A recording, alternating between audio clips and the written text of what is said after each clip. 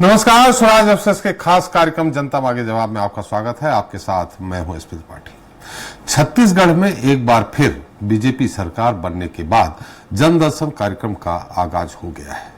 कार्यक्रम के पहले दिन बड़ी तादाद में आम जनता अपनी शिकायत और समस्याएं लेकर सीएम हाउस पहुंची।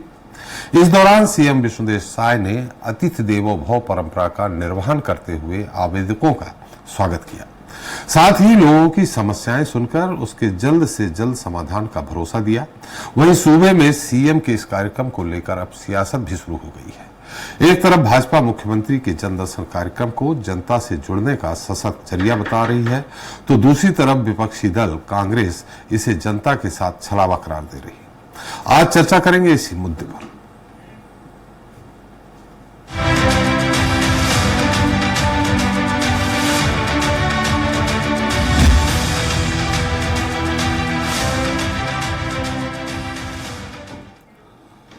तो छत्तीसगढ़ में पहले पूर्व मुख्यमंत्री रमन सिंह के कार्यकाल में जनदर्शन की शुरुआत हुई थी। वहीं प्रदेश में कांग्रेस की सरकार बनने के बाद इस कार्यक्रम को बंद कर दिया गया, जो केवल जिला कलेक्टरों तक ही सीमित था। इसकी जगह तत्कालीन सीएम भूपेश बघेल ने भेंट मुलाकात कार्यक्रम की शुरुआत की। लेकिन सूबे में एक बार फिर से बीजेपी सरकार के सत्ता में आने के बाद जनदर्शन कार्यक्रम की शुरुआत की गई, जिसे लेकर विपक्ष सवाल उठा रहा है। विपक्ष का आरोप है कि जन दर्शन मात्र एक जनता को धोखा देने के लिए दिखावा है। देखिए हमारी खास रिपोर्ट। बात से समाधान, विपक्ष ने जन दर्शन पर उठाए सवाल। जी हां, छत्तीसगढ़ में एक बार फिर से सीएम के साप्ताहिक जन दर्शन कार्यक्रम का आगाज हुआ। मुख्यमंत्री विष्णुदेव साय जन दर्शन कार्यक्रम के माध्यम से हर गुरुवार सुबह 11 बजे से दोपहर 1 बजे तक आम नागरिक से सीधे मुलाकात कर उनकी समस्या और अपेक्षाओं की सुनवाई करेंगे। इस दौरान जनता की समस्याओं, अपेक्षा और आवेदनों को पंजीबद्ध करने के साथ ही जन दर्शन पोर्टल में अपलोड भी किया जाएगा। इस पोर्टल में दर्ज आवेदनों की मॉनिटरिंग खुद मुख्यमंत्री करेंगे। कार्यक्रम के पहले दिन सीएम से मुलाकात के लिए बड़ी तादाद में महिलाएं भी आईं। वहीं सीएम ने जन दर्शन कार्यक्रम को संबोधित करते हुए कहा कि हम हर गुरुवार को आप सभी से मिलेंगे और आपकी समस्या के समाधान की दिशा में काम करेंगे। आप सभी को जय जोहार, सादर नमस्कार। आज हम लोगों की सरकार का ये पहला जनदर्शन है और आज की इस अवसर में हमारे सभी अधिकारीगण, हमारे सीएम सचिवालय के सेक्रेटरीगण, दयानंद जी, राहुल भगत जी, हमारे रायपुर के कलेक्टर, एसपी, जिला पंचायत के सीईओ और पूरे प्रदेश भर से आए सभी सज्जनों, मातृशक्ति माताएं, बहनें और मीडिया के मित्रों, आप सभी का इस पहला जनदर्शन में मैं हृदय से स्वागत करता हूं। हृदय से आप सभी लोगों का अभिनंदन करता हूं। वहीं मुख्यमंत्री निवास में आयोजित जन दर्शन को लेकर कांग्रेस ने तंज कसा है। पूर्व सीएम भूपेश बघेल ने कहा कि जन दर्शन के पहले दिन लगातार जनप्रतिनिधियों और अधिकारियों के खिलाफ शिकायत आ रही है। साजा विधायक के खिलाफ 2 लाख लेकर मामला दबाने की शिकायत की गई है। यह गंभीर मामला है। अधिकारियों के खिलाफ जमीन हड़पने का मामला सामने आया है। एक व्यक्ति ये कहते हुए शिकायत किया कि साजा के विधायक ने 2 लाख रुपये लेकर मामला दबा दिया है। ये बहुत गंभीर बात है। और उसी प्रकार से अधिकारियों के खिलाफ शिकायत आ रही है कि किसी की जमीन हड़प ली है। तो ये तो आम बात हो गई है। पहले रमन सिंह जी कहते थे कि 1 साल कमीशन खोरी बंद कर दो, और अभी अब देखिए कि किस प्रकार से विधायकों के खिलाफ 2 लाख रुपए लेने की बात आम जनता की ओर से आ रही है। उधर पूर्व सीएम भूपेश बघेल के बयान पर पलटवार करते हुए डिप्टी सीएम अरुण साव ने कहा कि जनता ने कांग्रेस को विधानसभा और लोकसभा चुनाव में पूरी तरह नकार दिया है। पिछले 6 महीनों में मोदी की एक गारंटी पूरी हुई है। प्रदेश की जनता राज्य सरकार से पूरी तरह संतुष्ट। साप्ताहिक जनदर्शन कार्यक्रम आज से प्रारंभ हुआ है। निश्चित रूप से जो हमारे प्रदेश के लोग हैं अपनी समस्याओं को लेकर सीधे माननीय मुख्यमंत्री जी से मिलकर अपनी बात। तो इस मुद्दे पर चर्चा करने के हमारे साथ मौजूद है खास मेहमान श्री चंद सुंदरानी जी हैं, बीजेपी प्रवक्ता हैं, सुरेंद्र वर्मा जी हैं, कांग्रेस प्रवक्ता हैं, पी सीरत जी हैं, वरिष्ठ पत्रकार हैं, और Ajay Tripathi state head news हमारे साथ। का स्वागत है हमारे इस खास कार्यक्रम में। सुंदरानी जी कैसे हैं आप? कैसे त्रिपाठी जी? बस बढ़िया है सुंदरानी जी। आपसे पहले सवाल कर लूं या वर्मा जी क्या कह रहे हैं आपके जनदर्शन को लेके? जी बोलिए। आप जैसा आदेश करें, दोनों तैयार हैं। चलिए तो वर्मा जी से ही पूछ लेते। वर्मा जी, ये जनदर्शन जो कार्यक्रम मुख्यमंत्री ने शुरुआत की है, निश्चित तौर पे आम जनता अगर मुख्यमंत्री तक पहुंच रखती है और अपनी समस्याएं बताती है तो ये एक सराहनीय कदम है, आपको स्वागत करना चाहिए। आप कह रहे हैं या कांग्रेस पार्टी कह रही है कि जनता के साथ छलावा हो रहा है? किस तरह का छलावा हो रहा है?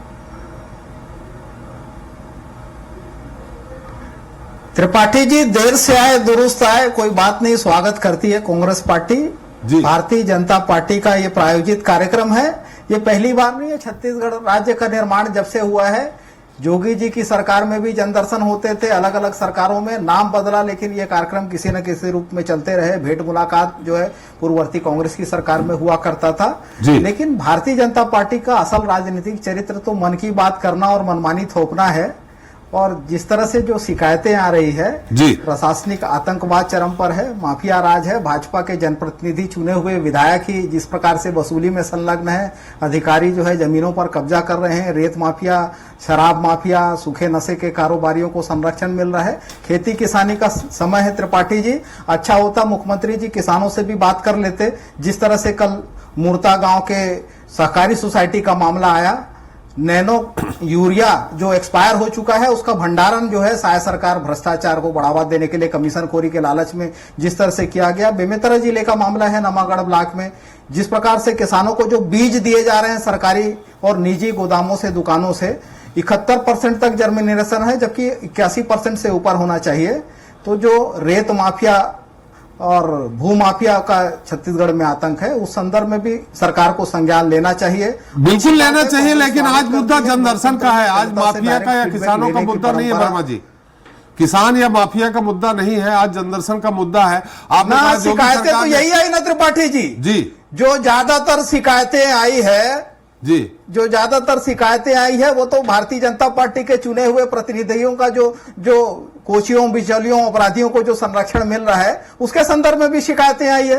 तो सार्वजनिक किया जाना चाहिए इन चीजों को कि सरकार के खिलाफ जो शिकायतें आई है, अधिकारियों और जनप्रतिनिधियों के खिलाफ सरकार को जो शिकायतें आई है, मुख्यमंत्री का नैतिक दायित्व है, उनका संवैधानिक तौर पर जो जिम्मेदारी मिली है तो जनता से मिले जो शिकायत है उनको भी सार्वजनिक किया जाना चाहिए, तभी तो उपचार होगा उसका। चलिए, तो आपका कहना है कि जोगी जी के समय से ये शुरुआत हुई थी जिसकी नकल कर रहे हैं भारतीय जनता पार्टी की सरकार? नकल कहना उचित नहीं है, हर सरकार को करना चाहिए त्रिपाठी जी, ये अच्छी परंपरा है। और मैं तो कहता हूं कि 6 महीना हो गए, पत्रकार से भी बात करना चाहिए, प्रेस वार्ता मुख्यमंत्री जी की महीने में कम से कम एक आध बार हो, ताकि हमारे पत्रकार साथी भी सवाल पूछ सके जनहित के विषयों पर। स्वास्थ्य व्यवस्था बदहाल है, स्कूल खुलने का समय है, शिक्षक नहीं है स्कूलों में, जिस तरह से 48,000 से ज्यादा नियमित पदों की जो प्रक्रिया थी वो रोक दी गई है, जिस तरह से अनियमित कर्मचारियों की छंटनी हो रही है, 100 दिन में नियमित करने का वादा था, जिस प्रकार से स्वास्थ्य व्यवस्था बदहाल है, जांच इलाज बंद है, दवाओं की कमी है, इस सारे विषयों पर पत्रकार वार्ता भी होनी चाहिए। जवाबदेही जो है लोकतंत्र का प्रमुख अंग है। चलिए सुंदर जी उत्तर ले लेते हैं, लेकिन आपने कहा अजीत जोगी जनदर्शन, इसके और पहले चले जाइए। 87-88 में मोतीलाल वोरा जी की सरकार में इसकी शुरुआत हुई थी, आपकी सरकार आपके द्वारा जनता से सीधे संवाद करने की। फिर अलग अलग सरकारों में अलग अलग नाम जरूर देते रहे। आपकी सरकार, भूपेश सरकार में भी नाम इसको दिया गया भेंट मुलाकात को लेकर के। भेंट मुलाकात के जरिए वो कलेक्टरों के माध्यम से मिलते रहे, ये मुद्दा अलग अलग है। लेकिन सुंदरानी जी, जैसा वर्मा जी ने कहा है कि किसानों से भी बात कर लेते, कानून व्यवस्था पे भी उनको सख्त रहना चाहिए था। हालांकि ये बात अलग है कि उन्होंने मना नहीं किया होगा कि किसान भी सीधे आके जनदर्शन में मिले और अपनी समस्याओं से अवगत कराए, इस मुद्दे को लेकर उन्होंने मना नहीं किया होगा। लेकिन खैर, वर्मा जी अब चूंकि विपक्ष में है, अभी कुछ दिन पहले तक आप विपक्ष में थे तो आप आरोप अपने लगाते थे, वर्मा जी ने लगाए हैं। इन आरोपों का भी उत्तर आप दे दीजिए सुंदरानी जी।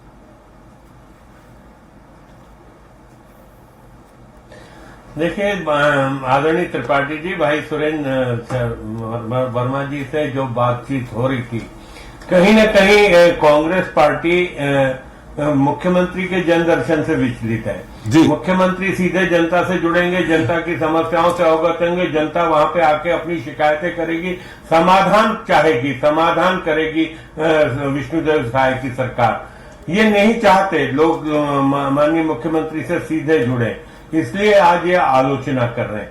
और किसानों की बात हो, चाहे मजदूरों की बात हो, चाहे महिलाओं की बात हो, युवाओं की बात हो, सारे मुद्दों पे मिलेंगे, सारे लोग मिलेंगे। पहला जन दर्शन था और लगातार ये जन दर्शन चलते रहेगा।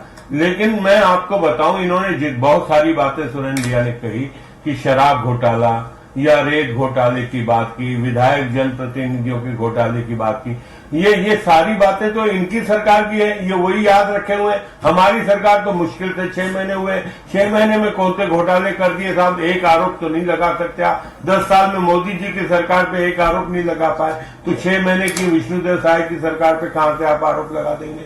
आज सट्टे का काम आप लोगों ने करवाया, शराब कोचियागिरी आप लोगों ने कराया, रेत माफिया आपके शासन में भला बुला, कोयले के घोटाले के आरोपी आज भी जेल में है। तो लगातार तो घोटाले आपकी सरकार ने किए।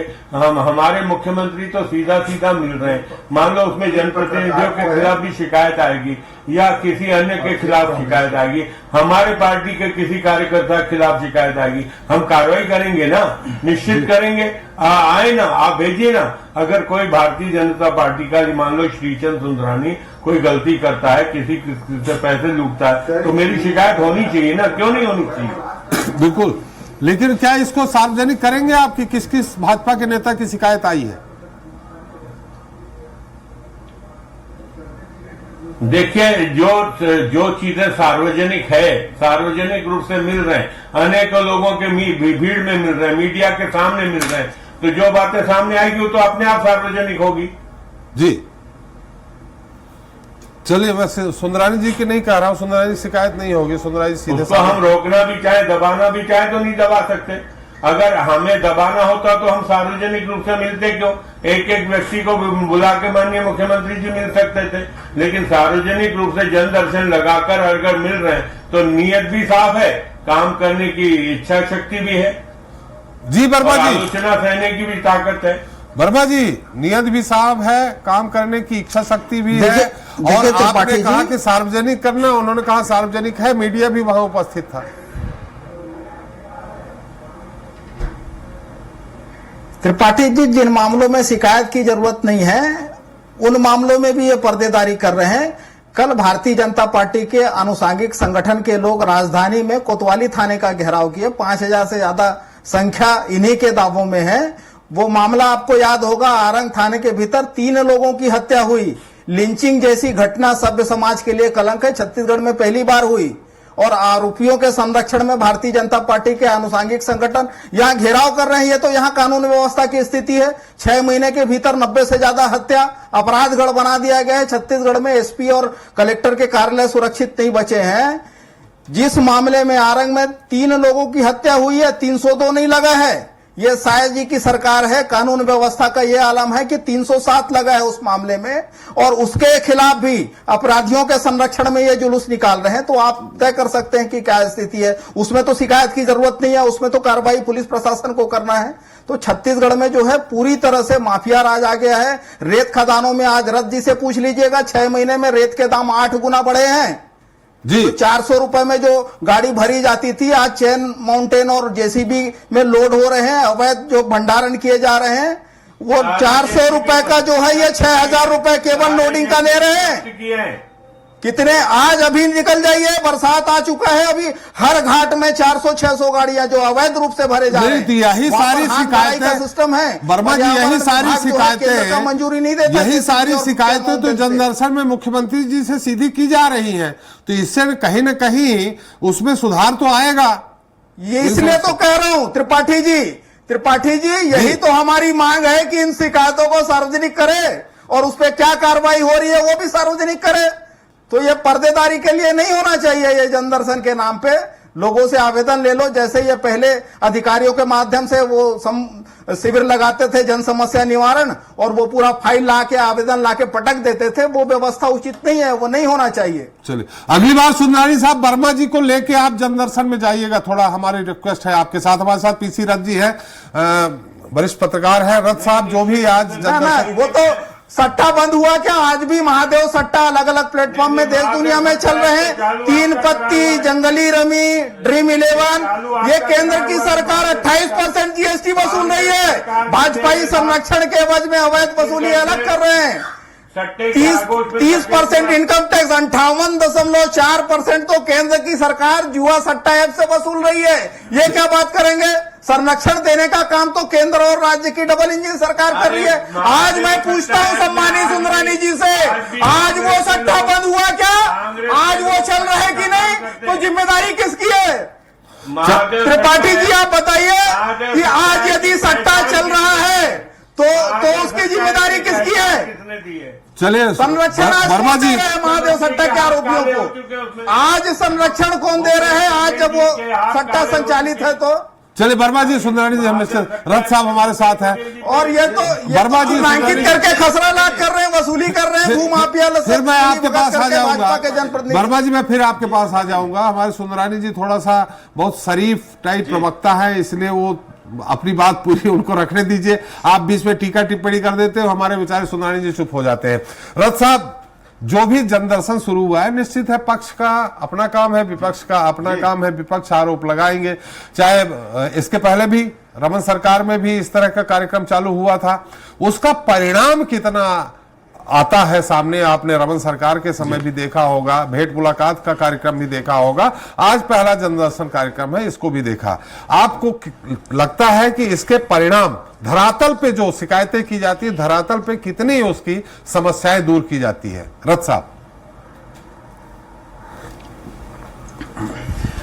जी, इसमें देखिए दो तरह से इसको देखता हूं मैं, मेरा नजरिया उसमें। एक तो ये है कि जो मुख्यमंत्री बने हैं, वो साय साहब पहली बार मुख्यमंत्री बने हैं, तो उनका अपना व्यक्तित्व इस जन सुनवाई के माध्यम से जनता के बीच में जा रहा है। इसके पहले जनता से डायरेक्ट कनेक्टिविटी उनकी उस तरह से नहीं थी, तो अब प्रदेश भर की जनता अपने शिकवा शिकायत को लेकर अगर उन तक डायरेक्ट पहुंचती है, तो उससे एक संवाद का और एक ब्रांडिंग का मामला हल होता है कि एक तरह से जो प्रदेश का जो मुखिया है वो किस तरह से चीजों को डील कर रहा है, किस तरह से जनता की समस्याओं को सुन करके अपना रिस्पांस दे रहे हैं, कैसा काम करवा रहे हैं वो। दूसरा एक तरीका, एक उससे फायदा ये है कि जो अधिकारी या नेताओं के कारण जो बातें दब जाती हैं, वो प्रशासन के मुखिया के पास डायरेक्ट पहुंचने के बाद शायद उसमें कुछ सुनवाई की गति बढ़ जाएगी। और प्रदेश में जो लगातार 2 चुनाव के कारण, विधानसभा चुनाव और उसके बाद लोकसभा चुनाव के कारण जो एक आचार संहिता का सिलसिला चल रहा था, जिसके कारण बहुत सारे लोगों के काम रुके हुए थे,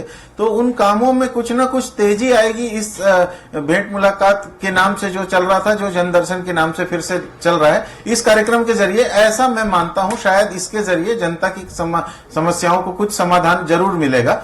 ये बात अलग है कि प्रशासनिक मशीनरी पे मुख्यमंत्री साहब की पकड़ कितनी है और वो किस तरह से सख्ती। जी रथ साहब,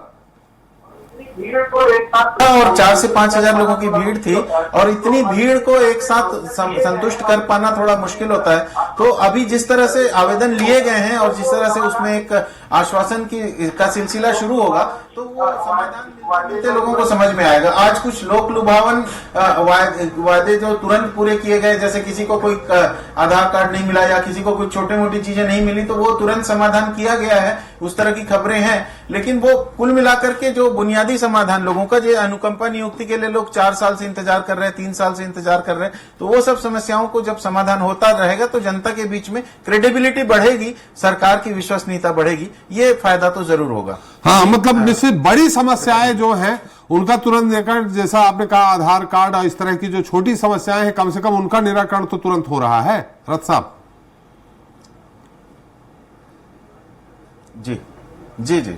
तो जो चीजें तुरंत हो सकता है। दूसरी बात यह कि मुख्यमंत्री जी का व्यक्तित्व से जनता परिचित हो रही है और पता चलेगा मुख्यमंत्री जी को भी एक तरह से उसमें अपनी जनता से मिलने के बाद हालांकि लोकतंत्र है, लोकतंत्र में हर नेता को एक अवसर मिलता है, तो इस समय जो मुखिया हैं प्रदेश के, उससे जनता डायरेक्ट मिल रही है, तो उससे भी एक समाधान कारक सकारात्मकता से इसे देखना चाहिए और शायद आगे चल के उसमें ज्यादा बेहतर लोगों को रिजल्ट मिले। जी चलिए, सुंदरानी जी नहीं कह रहे हैं, वर्मा जी, ये हमारे पीसी रथ जी कह रहे हैं, जो निष्पक्ष हैं, पत्रकार हैं, वो कह रहे हैं कि देखिए कुछ न कुछ हो। ऐसे छोटी मोटी चीजों को उन्होंने गिनाई, आधार कार्ड से लेकर के सीमांकन लोगों का जमीन का नहीं हो पा रहा, नामांतरण नहीं हो पा रहा, इस तरह की समस्याएं जो है वो उसका निराकरण तुरंत हो रहा। ऐसी स्थिति में तो थोड़ा सा आपका बनता है कि साधुवाद दे जनदर्शन योजना को लेकर।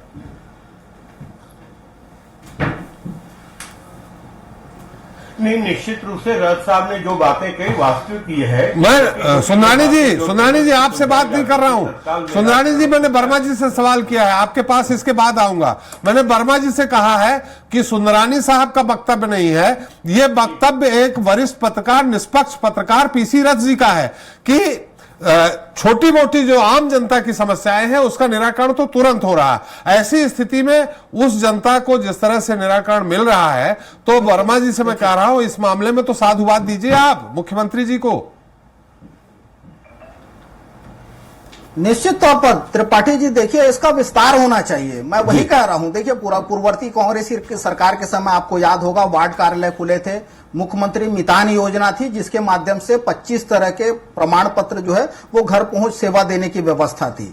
उन्होंने 3 करोड़ आबादी है प्रदेश की, एक साथ बिल पाना या एक दिन तय कर देना मैं समझता हूं पर्याप्त नहीं होगा।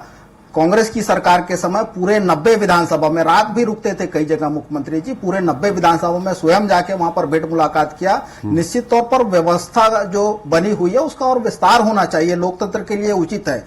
सीएम साहब जो हैं विष्णुदेव साय जी सीधे सरल और सहज हैं, इसमें कोई दो मत नहीं है, लेकिन छत्तीसगढ़ की सरकार केंद्र के रिमोट से संचालित है। 2 डिप्टी सीएम के ऊपर में ओपी चौधरी है। ये भारतीय जनता पार्टी के अंदर खाने में यह चर्चा होती है कि जिस तरह से अपने प्रभाव के लिए, अपने लाभ के लिए जो वर्चस्व की लड़ाई है, लूट में हिस्सेदारी है, खनन माफिया, रेत माफिया, ये तो सर्वविदित, आप किसी से भी पूछ लीजिए। इस बात के गवाह हैं पीसी रथ जी कि 8 गुना दाम रेत के पिछले 6 महीने में बढ़े हैं। तो भूमाफिया आप राजधानी के आसपास देख लीजिए, छीन छीन के खसरा लाख किया जा रहा है, उनसे वसूली के लिए तंग किया जा रहा है। छोटे भूखंडों में जो रजिस्ट्रियां होती थी, जो 30% गाइडलाइन दरों में जो छूट था, वो तक खत्म कर दिया गया है। और अभी सम्मानीय सुंदरानी जी कह रहे थे सट्टा ऐप की बात, तो तमाम सट्टे तो महादेव साहिब आज भी संचालित है, तो किसका संरक्षण है? डबल इंजन की सरकार है, कौन रोका है उसको बंद करने से? क्यों संरक्षण दिया जा रहा है? केंद्र की सरकार 58% इनकम टैक्स और जीएसटी मिला के वसूल रही है। जो हमारी सरकार के समय जो चीट फंड कंपनियों को बसाया गया था पहले पूर्ववर्ती भारतीय जनता पार्टी के शासनकाल में, उनकी संपत्तियां कूट करके पैसा हितग्राहियों को वापस पहुंचाया गया था, वो चीजें भी रोक दी गई है। जो स्कूल खुलने का समय है, 33,000 पद जो है नियमित भर्ती के हैं, वो भी बाधित है। तो इन चीजों में शिक्षा, स्वास्थ्य, रोजगार को लेकर ध्यान देना चाहिए और ये सर्वविदित है। चलिए वर्मा जी, हम पूरे सुंदरानी जी, वर्मा जी के सारे आरोपों का थोड़ा संक्षेप में उत्तर दे दीजिए। और साथ में हमारा एक सवाल ये है कि ये जनदर्शन बहुत शुरुआत में यहाँ मध्य प्रदेश में उमा भारती जी ने शुरू की थी, लेकिन धीरे धीरे करके ये भीड़ इतनी बढ़ जाती थी कि 10,000, 20,000, आगे चल के आपका हमें लगता है 40-50,000 लोग पहुंचेंगे। निश्चित तौर पे मुख्यमंत्री जी का सबसे संभव मिलना संभव नहीं होगा। तो ये जनदर्शन योजना आगे कब तक चलती रहेगी, चलाते रहेंगे आप लोग, और कितने दिन में इसको आयोजित करते रहेंगे? देखिए आदरणीय त्रिपाठी जी, मैं आपकी बात का सबसे पहले उत्तर दे देता हूं। 15 साल डॉक्टर रमन सिंह जी की सरकार छत्तीसगढ़ में रही और 15 साल तक जन दर्शन चलते रहा। अब रहा साल वर्मा जी के जो आरोप लगा रहे, पहले दिन के जन दर्शन पे आरोप लगाना शुरू कर दिए। इससे कांग्रेस की मानसिकता झलकती है, जबकि वास्तविकता यह है कि जनता से सीधा रूबरू कोई भी जनप्रतिनिधि हो, चाहे वो विधायक हो, चाहे मंत्री हो, चाहे मुख्यमंत्री हो, चाहे प्रधानमंत्री जी हो, अगर सीधा जनता से संपर्क स्थापित करता है तो कहीं न कहीं जनता को कुछ तो राहत होती है। मैं नहीं कहता कि 100% समस्याओं का समाधान हो जाएगा, लेकिन जब मुख्यमंत्री जी के पास बात पहुंचेगी, जनता की रिपोर्ट पहुंचेगी और अधिकारी मौके पे होते हैं, अधिकारियों के माध्यम से जो दिशा निर्देश मुख्यमंत्री जी को देना होगा वो निश्चित रूप से देंगे और उसका समाधान भी होगा। और हमारा ये प्रयास रहेगा आदरणीय त्रिपाठी जी कि ज्यादा से ज्यादा लोगों की समस्या का समाधान इस जन दर्शन के माध्यम से और माननीय मुख्यमंत्री जी को प्रदेश के हालात के बारे में समय समय पर जानकारी मिलते रहे। ये है इसके पीछे उद्देश्य है। कांग्रेस पार्टी को धन्यवाद देना चाहिए, मुख्यमंत्री जी ने ये साहस तो किया कि हर गुरुवार को बैठ के जन दर्शन में लोगों से मिलने का। भूपेश बघेल जी तो 5 साल में बैठ के करते थे, बाहर जा जाके महीने 15 दिन 2 महीने में 3 महीने में एक आध बार जाते थे और बातचीत करते थे। इसके अलावा क्या करते थे?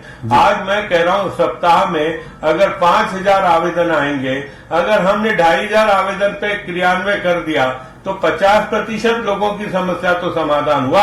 और फिर माननीय मुख्यमंत्री जी को सीधा प्रदेश में जो भी घटनाएं घट रही है, जो भी बातें हो रही है, जैसे इन्होंने कुछ मुद्दे उठाए, उनकी जानकारी मुख्यमंत्री जी तक आएगी तो सही, सीधे मीडिया के लोग भी लाएंगे, जनता के लोग भी लाएंगे, तो कहीं न कहीं जनता की बातें मुख्यमंत्री तक, राजा तक, प्रजा की बातें पहुंचनी तो चाहिए ना। बिल्कुल। जब प्रजा की बात पहुंचेगी तो राजा विष्णुदेव सहाय है, एक गरीब आदिवासी परिवार का सदस्य है जो गरीबों की तकलीफ को नजदीक से देखा हुआ है। इसलिए मुझे लगता है कि गरीबों को, किसानों को, मजदूरों को बहुत बड़ी राहत मिलेगी इस जन दर्शन से। चलिए, जनसेवक कहिए, राजा मत कहिए, नहीं तो वर्मा जी अभी आपको आड़े हाथों ले लेंगे। बहुत चलते चलते अजय त्रिपाठी जी बहुत संक्षेप में इस पूरे मुद्दे की एक संक्षिप्त टिप्पणी। निश्चित रूप से इस तरह की योजना जैसा आपने बताया, मोदी जी के समय में जब शुरू हुआ था उससे लेकर के फिर टीपीएस में सरकार में बहुत जगह चला, उसके बाद शिवराज सिंह चौहान ने जनसंपर्क अभियान चलाया, उमा भारती के समय चला। जो बात रस साहब कह रहे थे और जो ये सुंदरानी जी कह रहे हैं, ये बात तो तय है कि आदमी, बहुत सारा आदमी इस बात से खुश रहता है कि उसकी बात सुनी गई। मुझे लग रहा है कि इस तरह की योजनाएं चलते रहना चाहिए। इनका थोड़ा सा विकेंद्रीकरण अगर कर दें कि कुछ समस्याओं का, उनके जो कैबिनेट मंत्री 2 डिप्टी सीएम है वहां पर, वो सुन सकते हैं जन दर्शन की कुछ समस्याएं, तो मुझे लग रहा है कि बहुत ज्यादा फायदा इसका होगा। समय भी समाप्त हो गया। सुंदरानी जी मिलते रहेंगे, वर्मा जी हम आपसे मिलते रहेंगे। रथ साहब आपका बहुत बहुत धन्यवाद, वर्मा जी आपका, सुंदरानी जी आपका हमारे साथ चर्चा में शरीक होने के लिए और अपना अमूल्य समय देने के लिए। तो आज हमने चर्चा की मुख्यमंत्री सहाय के जनदर्शन कार्यक्रम और उस पर हो रही सियासत की। एक तरफ जहां सत्ता पक्ष इस कार्यक्रम को जनता के जनहितैषी कार्यों से जोड़कर अपना तर्क दे रहा है, तो दूसरी तरफ विपक्ष इसे जनता के साथ छलावा करार दे रहा। बहरहाल सियासत अपनी जगह है, लेकिन यदि मुख्यमंत्री आम जनता के साथ सीधे संवाद कर रहे हैं तो निश्चित ही कहीं न कहीं जनता को न केवल इसका फायदा मिलेगा, बल्कि मुख्यमंत्री और भाजपा सरकार को ग्राउंड लेवल की सही और सटीक जानकारी भी मिलेगी। यह तो बात रही छत्तीसगढ़ की। अब बात मध्य प्रदेश की, जहां आपातकाल को अब स्कूली पाठ्यक्रम में शामिल करने की बात मुख्यमंत्री मोहन यादव के द्वारा कही गई है।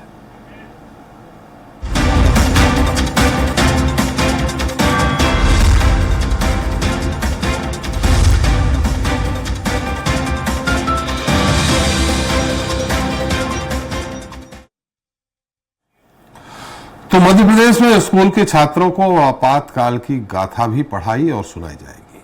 सूबे की मोहन यादव सरकार ने स्कूली पाठ्यक्रम में इमरजेंसी के चैप्टर को जोड़ने का ऐलान किया है, जिस पर अब सियासी संग्राम भी छिड़ गया है। शायद कांग्रेस को डर सता रहा है कि सरकार के इस फैसले से युवा पीढ़ी में उसकी छवि खराब हो सकती है, लिहाजा वो इस फैसले पर कड़ी आपत्ति जता रही है। तो दूसरी तरफ बीजेपी की दलील है कि आपातकाल के काले अध्याय के हर पहलू को उजागर करने से भावी पीढ़ियों में राष्ट्र और लोकतंत्र के प्रति सकारात्मक भावना मजबूत होगी। ऐसे में सवाल यह है कि अगर देश में कोई बड़ी घटना हुई जिसने पूरे देशवासियों को प्रभावित किया, तो इसे पढ़ाने में क्या परेशानी है? क्या कांग्रेस को सियासी नुकसान होने की चिंता है? सवाल तो यह भी है कि क्या मोहन सरकार के इस फैसले से बीजेपी को भी कोई फायदा मिलेगा?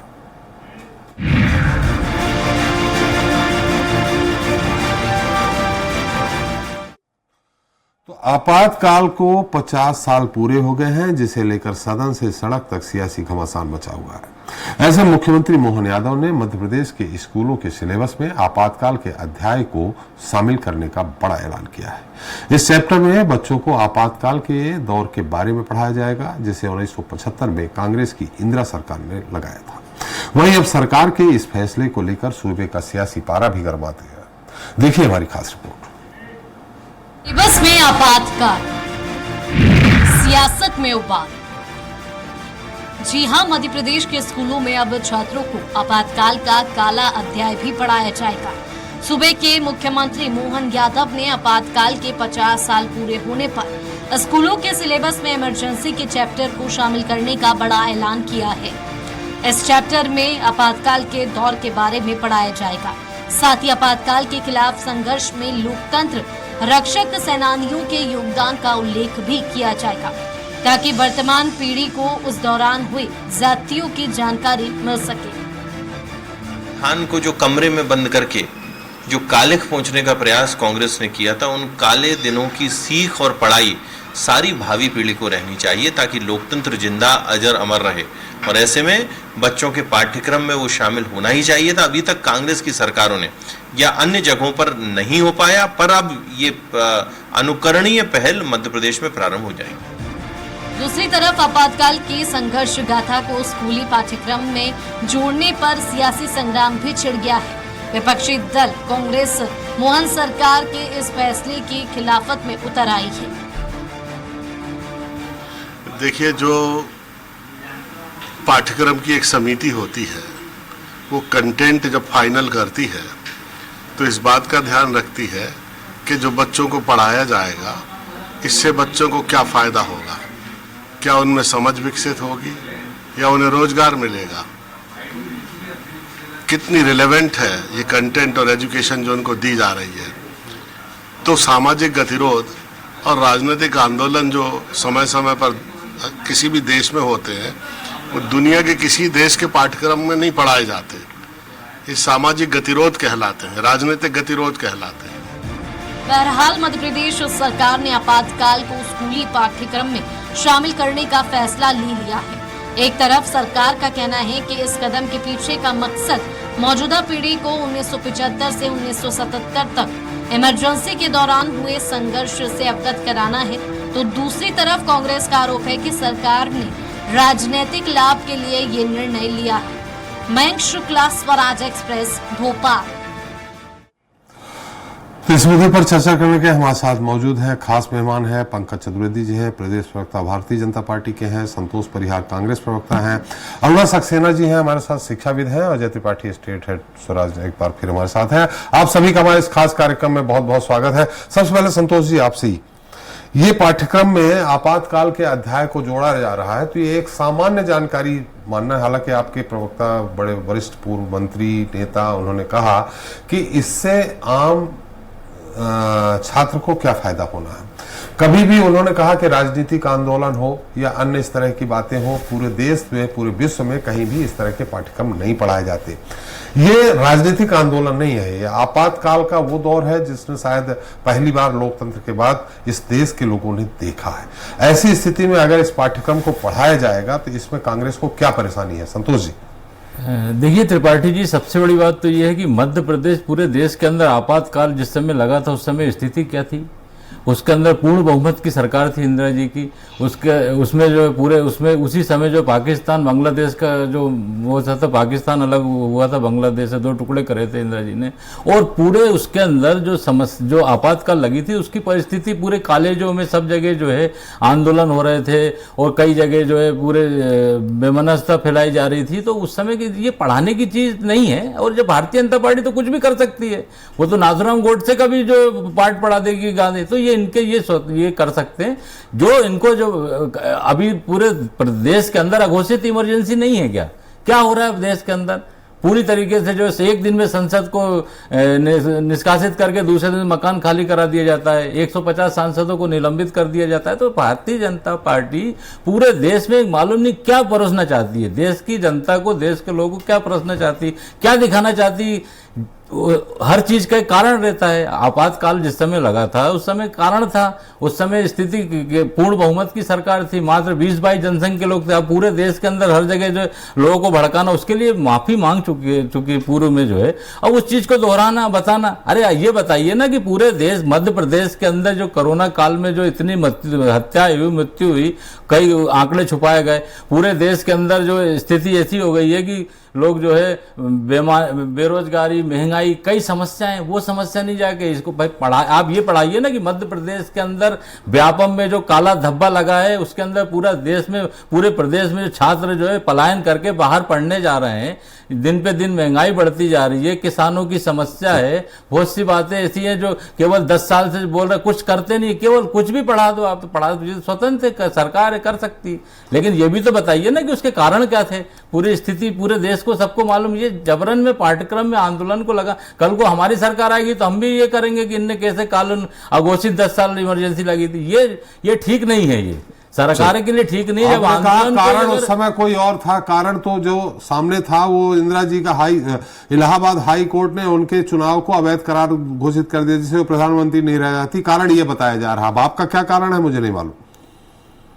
संतोष जी, आप क्या कारण बता रहे हैं इमरजेंसी? त्रिपाठी जी, उस समय स्थिति पूर्ण बहुमत की सरकार थी कि नहीं थी? पूर्ण बहुमत की सरकार है तो आपातकाल लगाए। आपातकाल की स्थिति जब कॉलेजों में जो है वो करा जाए, काले बसें जला दी जाए, लोगों की हत्या होने लगी, लूट जो निश्चित वो चारों तरफ से भड़काया जाए, स्थिति देश के अंदर क्या है, तो उस समय जो उस बारे में पूरे बोल चुके। अब उसको आंदोलन को पढ़ा के अभी जो ये मध्य प्रदेश के अंदर इतनी गो हत्याएं हो रही है, इस पर ध्यान नहीं देके वो भी मुद्दा था। तो ये समस्या का, ये आंदोलन को भी अगर पाठ्यक्रम में लगा रहे हैं, ये क्या भारतीय जनता पार्टी के कुछ भी कर सकती है? जब नाथूराम गोडसे का मंदिर बनवा सकते हैं ग्वालियर के अंदर, उनको लोग महिमा मंडित कर सकते हैं, उनके विचारों को कर दे, तो ये पूरे भाजपा ने थोड़ी बनवाया है, भाजपा ने थोड़ी गोडसे जी का मंदिर किसकी सरकार में बना?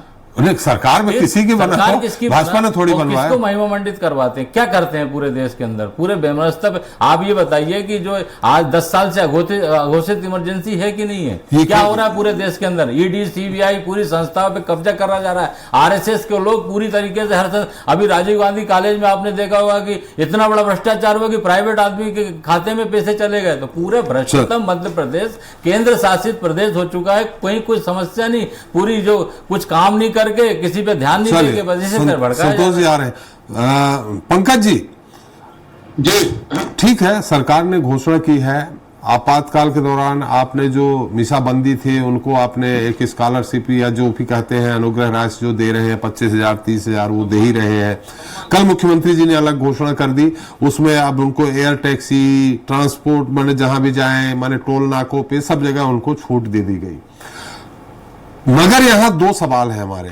ये आपातकाल के इस अध्याय को जोड़कर के जनता को, आम जो हमारे छात्र हैं उनको आप क्या बताना चाहते हैं? दूसरा, एक निश्चित तौर पे जब इस तरह के मामले आते हैं बृहद तौर पे तो चिन्हित नहीं हो पाते। उस दौरान जो आपातकाल जब लगी थी और जब आपातकाल खत्म हुई है उसमें राजनीतिक मिसाबंदी जो थे उनकी पहचान, जैसे कि इस तरह की कई शिकायतें आई हैं कि जो राजनीतिक मिसाबंदी थे ठीक है उनको बंद किया, उसमें कई अपराधित दूसरी तरह के अपराधों के लोग भी बंद थे, उनको भी इस तरह का प्रमाण पत्र प्राप्त हुआ है, इसकी तरह बहुत शिकायतें आई हैं। अब इस स्थिति में उनको कैसे चिन्हित करेंगे आप कि कौन राजनीतिक मिसाबंदी था, कौन आपराधिक था?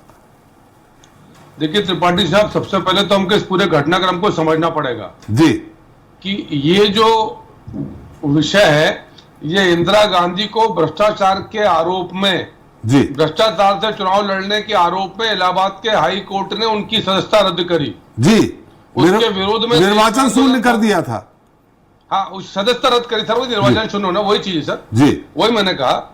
और उसके विरोध में आंदोलन था, तो देश के तत्कालीन प्रधानमंत्री के निर्वाचन को भ्रष्टाचार के आधार पर शून्य घोषित किया जाए, और वो प्रधानमंत्री दादागिरी करके बाबा साहब अंबेडकर के संविधान को किनारे रख के मौलिक अधिकार छीन ले, सबके न्यायपालिका की शक्ति छीन ले, संविधान की धारा 38 से लेकर 42 तक का को एक तरफ अलग कर दे, विलोपित सा कर दे उस अवधि के दौरान, और रातों रात घोषणा कर दे, आधी रात को बिना कैबिनेट से बात करे, राष्ट्रपति जी से बात करके, फखरुद्दीन अली अहमद से बात करके, जो देश में आपातकाल, ये गांधी परिवार की सत्ता लोलुपता का जीवंत प्रमाण था। और त्रिपाठी साहब, खाली एक प्रमाण नहीं है, ये फिरोज गांधी जी, नेहरू जी के परिवार की परंपरा है। राजीव गांधी जी ने जब शाहबानों का मामला हुआ, जो हमारे इंदौर की शाहबानों थी, उस सारे मामले हम सब जानते हैं कि सुप्रीम कोर्ट के फैसले को पलटने के लिए संसद में नया कानून पास कर दिया, तुष्टीकरण को सेट करने के लिए।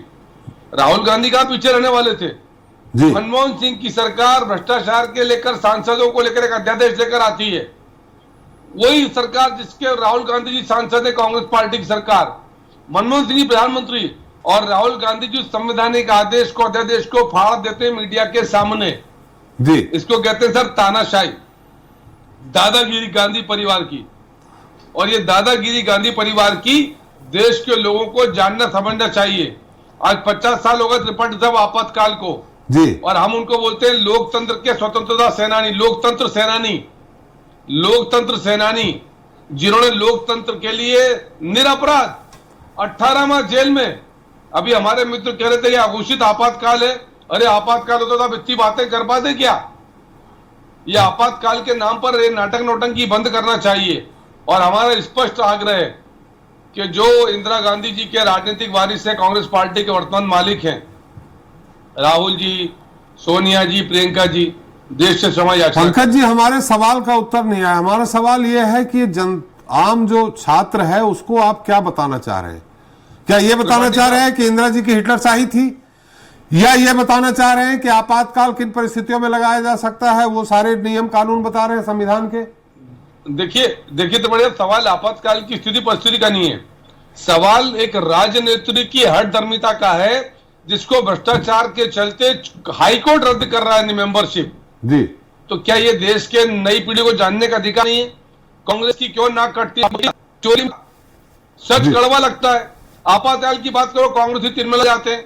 क्या हर्ज है यदि कोई हम आपका कड़वा अध्याय यदि हमारे पाठ्यक्रम में शामिल है, मेरी और आपकी आने वाली पीढ़ी के यदि पाठ्यक्रम में वो शामिल है, तो आपत्ति क्या है? उससे लोगों को जानकारी नहीं तो फिर इतिहास से बहुत सारी चीजें हटा दो। अब अकबर महान आज जो बताती कांग्रेस, की क्या आवश्यकता? इनके लिए टीपू सुल्तान महान है, औरंगजेब महान है, इसकी क्या आवश्यकता?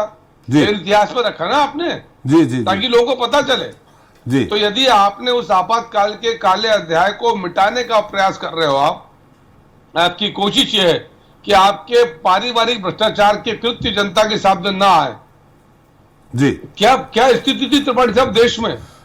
प्रेस पर पाबंदी, मीडिया पर पाबंदी। चलिए, आपातकाल के दौरान थी सारी चीजें, बहुत कुछ बोलने को है आपके। हम एक बार चलते हैं, हमारे साथ शिक्षाविद हैं अरुणा श्रीवास्तव जी हैं। अरुणा जी, मेरी आवाज आ रही है आपको? हेलो अरुणा जी, मेरी आवाज आ रही है आपको? जी, मेरी आ रही है, धीमी आ रही है लेकिन। जी बोलिए जी। अरुणा जी, थोड़ा स्पीकर अपने पास रख लीजिएगा तो हमारी भी आवाज अच्छी आएगी और आपकी भी आवाज अच्छी आएगी। जिस तरह से ये बात कही गई है कि आपातकाल के दौर को अब स्कूल के छात्रों के पाठ्यक्रम में जोड़ा जा रहा है, आप के अनुसार ये बेहतर है या नहीं है, या जोड़ा जा रहा है तो उससे छात्र क्या सीख पाएंगे? और मेरे ख्याल से आपातकाल हो या कोई भी अध्याय हो जी, अगर जोड़ा जाता है या हटाया जाता है, ये हमारे जो इतिहास में जो कुछ भी हुआ वो बच्चों को जानना चाहिए, चाहे वो आज की बात हो या कल की बात हो जी। तो बहुत सारी चीजें हमारे पाठ्यक्रम से हटाई जा रही हैं और कुछ जोड़ी जा रही है। तो ये जो सिलेक्टिव अप्रोच है, ये मेरी दृष्टि में बहुत ही आपराधिक है। और हमारे बच्चे हमेशा माफ नहीं करेंगे कि जिस तरीके से कुछ खास मकसद से मतलब कुछ चीजों को जोड़ के पढ़ाया जा रहा है, कुछ चीजों को हमसे हटा के पढ़ाया जा रहा है। इससे बच्चों को गलत जानकारी, उनकी समझ को खराब करने वाली तरीके हैं ये। तो इससे हमें पार जाना चाहिए और हम बच्चों के साथ ईमानदार रहें और ईमानदारी से उनको पढ़ाएं, और जो कुछ है हमारा आज का कल का वो उनके सामने साफ साफ रखें और उन्हें निर्णय लेने दें कि उनको क्या करना चाहिए, कौन सा हमारे इतिहास का कौन सा हिस्सा है जिससे उनको सीख लेनी चाहिए और आगे जो गलतियां हुई हैं हमारे पास में वो गलतियां ना हम करें, और क्या हमने करने से हमारा बेहतर हुआ है, हमारा समाज, हमारी देश और दुनिया, वो चीजें हम कर सकें। अरुणा जी थोड़ा रोक के मैं पूछना चाहूंगा, आपने दो बातें कही, जो एक तो कहा कि कुछ चीजें हटाई जा रही हैं, पर्टिकुलर आपने कहा कि कुछ जानबूझ के कुछ ऐसी चीजें जोड़ी जा रही हैं और कुछ हटाई जा रही हैं। हम उस तरफ नहीं जाना चाहते हैं, राजनीतिक मुद्दा बन जाएगा। हम आपसे जानना चाह रहे हैं, जैसे आपको किस बात पे आपत्ति है, कौन सी चीजें हटाई जा रही हैं और किस बात पे आपको आपत्ति है, कौन सी चीजें जोड़ी जा रही हैं? ओके, तो अभी जिससे हम सुनते आ रहे हैं कि बहुत सारे जैसे मुगल शासक रहे हैं, उनका गांधी जी तक को हटा दिया गया है। ये हमारे संवैधानिक मूल्यों पे भी एक जैसे हम देखते हैं कि संविधान को बदलने जाने की भी हमारी बातचीत होती है। तो ऐसे में बहुत सामाजिक अध्ययन की छात्र नहीं हूँ। विज्ञान में जैसे उन्होंने इवोल्यूशन थ्योरी जो है वो उन्होंने हटाई है, जो कि सरासर गलत है। बच्चों के अंदर साइंटिफिक टेम्परामेंट ही खत्म करने की साजिश है ये, जो बच्चे प्रश्न करना सीखें और खोजबीन करना सीखें। ये खत्म करना, हमारे इतिहास के कुछ खास पाठों को इसलिए हटा देना क्योंकि हमारी क्योंकि हम हिंदू मुस्लिम करना चाहते हैं, है ना। ये तो साफ है, सबको दिख रहा है। अरुणा जी, अकबरनामा केवल नहीं हटाया गया है, अकबर को महान बनाना नहीं हटाया गया, सूर्यकांत निराला जैसे कवियों के भी पाठ्यक्रम, उनके जो कविताएं थी उनको भी हटाया गया है। जी बिल्कुल, तो निराला या प्रेमचंद जी के पाठ है जैसे उनको हटाया गया है। तो मेरे ख्याल से वो जैसे बहुत छोटी छोटी कहानियां उनकी हैं जो बहुत ही हमारे समाज के जो बहुत दबे पिछले तबके थे उनके बारे में जहां बात की गई थी, उनकी बातों को वहां से हटाया गया है। तो ये जो चल रहा है मेरे ख्याल से, ये चाहे वो कांग्रेस की सरकार हो, किसी की भी सरकार हो, भाजपा की सरकार हो, हम शिक्षकों को उनसे किसी से कोई मतलब नहीं है। हमें मतलब है हमारे बच्चे क्या पढ़ेंगे और हमें कैसे पढ़ाना है, क्या पढ़ाना है। इस तरीके से बहुत सिलेक्टिव जो हमारी अप्रोच हो गई, ये बहुत खतरनाक है और इससे सरकार को ताजा। बिल्कुल सही कहा पंकज जी। अभी अरुणा जी ने कहा, आप भी विज्ञान के छात्र हैं, उन्होंने जो चीज कही है उसका हम आपसे उत्तर लेंगे। और साथ में उन्होंने थोड़ी सी कही कि पर्टिकुलर कुछ चीजों को जानबूझ के हटाया रहा है, कुछ चीजों को जोड़ा जा रहा है। ये इसका आपसे मैं उत्तर लूंगा, लेकिन एक बार संतोष जी के पास फिर चलते हैं। उनका और कौन से आरोप हैं आप पे या सरकार पे, उनसे बस जान लेते हैं। संतोष जी, देखिए त्रिपाठी जी, सबसे मेन बात, इससे छात्रों को फायदा क्या है पढ़ाने से? अभी इसे बताने के लिए तो बहुत सी बातें हैं। अभी अभी चुनाव में जिस भाषा की देश के प्रधानमंत्री जब मंगलसूत्र की बात करते हैं, औरंगजेब की बात करते हैं, और मुस्लिम तुष्टिकरण की बात करते हैं, और हमारे भाजपा के जितने भी प्रवक्ता हैं सिर्फ केवल हिंदू मुस्लिम की बात करते हैं, तो इससे छात्रों क्या फायदा होगा ये बताइए। इस चीज नहीं, पाठ्यक्रम जुड़वाने घटाने की नहीं है, बहुत सारे मुद्दे हैं त्रिपाठी जी, जिसको जो जनता का ध्यान नहीं देके इनको ये बोलना चाहिए कि मध्य प्रदेश में हमने 500 रुपए सिलेंडर का बोला था, उसके बारे में करें। तो ये अभी तो आपातकाल पे आ जाइए। आपातकाल की स्थिति ऐसी है, देखिए आज के डेट में मध्य प्रदेश पूरे देश के अंदर घोषित आपातकाल, सीबीआई, ईडी, इनकम टैक्स, सारी संस्थाओं पे आरएसएस के लोगों ने कब्जा कर लिया है। और पूरे देश के अंदर जो पेपर लीक से लेके कई घटनाएं हो रही, कई जगह जो सारी संस्थाओं को पंगु बना के रखा है, अब उसकी आड़ में जो है उनके लिए ये खड़े हो जाते हैं। तो देश के अंदर इतने सांसदों को निलंबित कर देना, ये क्या संविधान में था क्या?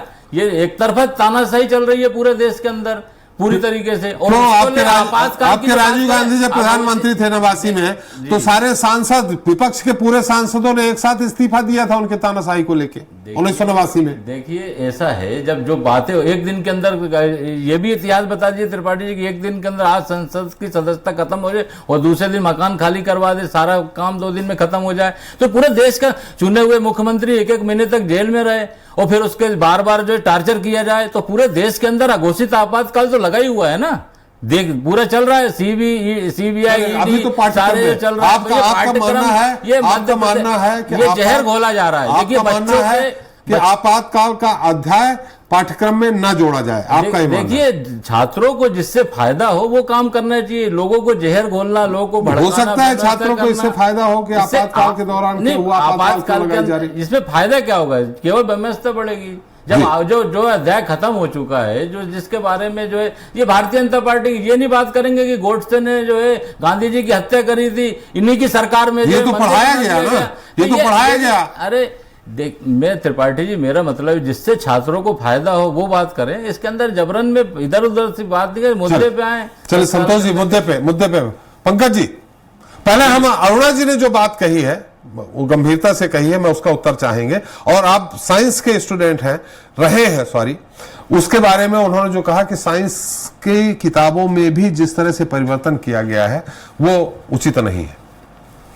देखिए त्रिपाठी जी, मैंने सवाल खड़ा किया था कि भारत की धरा पर अकबर, बाबर, औरंगजेब, हुमायूं महान कैसे हो सकते हैं जी, जिन्होंने हमारी संस्कार संस्कृति को लूटा, भ्रष्ट किया, नष्ट किया जी, वो महान कैसे हो सकते हैं? क्या जरूरत है भारत में अकबरनामा, बाबरनामा की, औरंगजेबनामा की? क्या आवश्यकता है? अरुणा जी ने कहा कि महात्मा गांधी के भी बहुत सारी चीजें, महात्मा गांधी के बारे में जो पाठ्यक्रम पढ़ाया जाता था उसको भी हटाया गया। मैं आ रहा हूं, उस पर आ रहा हूं जी। हमारे लिए सर अकबर महान नहीं है जी, राणा प्रताप महान है जी। उसी काल में अकबर से लड़ने वाली बलिदानी रानी दुर्गावती महान है जी। उसी काल के तुलसीदास जी महान है, उसी काल की मीराबाई महान है, कृष्ण भक्त मीराबाई जी। ये बुनियादी अंतर है। जहां तक पाठ्यक्रम का विषय है तो आपने ठीक कहा कि मैंने एमएससी करी है जी एनवायरमेंटल केमिस्ट्री में, और कोई भी विज्ञान का विषय। पंकज जी एक मिनट रोकू, आपको एक मिनट रोकू थोड़ा सा। अरुणा जी बहुत संक्षेप में आप कुछ कहना चाह रही हैं, बहुत संक्षेप में सवाल करेंगी। मुझे लगता है कि इस तरीके से बात करना हमारे मतलब इतिहास, चाहे वो बाबर हो, अकबर हो, गांधी जी हो, ये सब इस हमारे भारत की धरती पे रहे हैं। ये हमारे ऐतिहासिक कैरेक्टर्स ही नहीं है, बहुत महान इसलिए भी हैं कि इन्होंने जो कुछ आके, जैसे हम सभी बाहर से आए हैं, हमें ऐसा लगता है हम अफ्रीका से आए, ये हमको किसी को पता नहीं है। ये हम भारतीय हैं, और ये आज के ग्लोबल युग में जब हमारा ग्लोबल विलेज बन गया है, इस तरीके से बहुत ही शुद्ध मानसिकता ही होगी कि जब हम इस तरीके से किसी खास कौम को लेके टारगेट कर रहे हैं। हम खुद ही बाहर से आए, हम इस तरीके से किस तरह से बात कर रहे हैं, बच्चों को क्या देना चाह रहे हैं, मुझे समझ नहीं आ रहा है। आई एम सॉरी, मतलब मैं इतना नहीं कहना चाह रही अभी फिलहाल। जी जी पंकज जी। त्रिपाठी जी, तो अरुणा जी की वॉइस बहुत डिस्टर्ब है, क्लियर नहीं आया। उन्होंने क्या कहा? उनका ये कहा है कि हम खुद भी भारत के नहीं, हम अफ्रीका से आए हुए लोग हैं, और कोई भी आए हैं वो सब इस भारत में, इस धरा में रहे हैं, तो उनके बारे में अगर पढ़ाया जा रहा है तो क्या गलती है? नहीं, कौन अफ्रीका से आया है? अरुणा जी ने कहा हम सब अफ्रीका से आए हुए लोग हैं। अरुणा जी क्या जानकारी का आधार है? अरुणा जी जाने जी। सर, हम तो इस भारत भूमि के हैं जी। और मेरा स्पष्ट आग्रह है कि जो आक्रांता थे, आताताई थे, हमलावर थे, जिन्होंने सनातन संस्कृति को, संस्कार को नष्ट और भ्रष्ट किया जी, उनका क्यों पढ़ना हमको जी, उनके बारे में क्यों पढ़ना? हमारे पास पर्याप्त नायक नायिका है जिनको पढ़कर हम प्रेरणा ले सकते हैं जी, प्रभु श्री राम से लेकर भगवान कृष्ण तक जी। दूसरा, मैं ये आग्रह कर रहा हूं कि हमारे कांग्रेस के मित्रों ने दो बातों को उल्लेख किया जी। कि एक सांसद की मेंबरशिप गई, अगले दिन घर खाली कराया जी। वो महुआ मोइत्रा थी, जिन्होंने पैसे लेकर अपनी प्रश्न पूछने का अधिकार ऑनलाइन एक व्यापारी को दे दिया, अपने दोस्त को दे दिया जी। जिन मुख्यमंत्री जी को जेल में रखा है वो कोर्ट के आदेश से जेल में 100 करोड़ के शराब घोटाले के भ्रष्टाचार के तार हैं। नहीं आतंकवादी पंकज जी, समय कम है, इसलिए आपातकाल पे थोड़ा सा आपकी बात आ जाए। आपातकाल के जो पाठ्यक्रम में मैंने आप जोड़ने जा रहे हैं, और अरुणा जी ने जो साइंस के पाठ्यक्रम को बोला कि आपने जो हटाया, बहुत संक्षेप में, समय कम है, हमारे साथ अजय जी की अंतिम टिप्पणी रहेगी जी। सर साइंस का पाठ्यक्रम या कोई भी पाठ्यक्रम जो कोर्स बेस्ड है वो एक्सपर्ट कमेटी तय करती है सर जी। उस कमेटी ने तय किया समयकाल परिस्थिति के आधार पर कि क्या आवश्यक है, क्या आवश्यक नहीं है, वो संशोधन करती है जी। चलिए, हमारा समय भी समाप्त हो रहा है। अजय जी, निश्चित तौर पे आपातकाल का दौर को जो है उसको आम जनता तक, आम छात्रों को अगर पढ़ाया जा रहा है तो उसमें क्या बुराई है?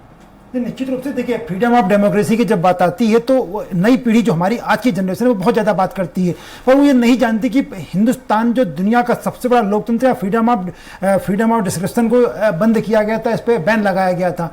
तो इसलिए स्वतंत्र अभिव्यक्ति की आज़ादी पर बैन लग चुका है, इसको पता होना चाहिए। और सबसे बड़ी बात है एसपी साहब की, अभी तक भारत के संविधान में ऐसा कोई प्रावधान नहीं किया गया कि दोबारा आपातकाल न लगा सके। तो अगर इसको देखिए, भारतीय जनता पार्टी का एजेंडा भले कुछ हो सकता है, लेकिन इसको पढ़ाए जाने पर आपत्ति नहीं होना चाहिए, ये मेरा मानना है। चले बहुत बहुत धन्यवाद पंकज जी आपका, संतोष जी आपका, अरुणा जी आपका और अजय जी आपका हमारे साथ चर्चा में शरीक होने के लिए।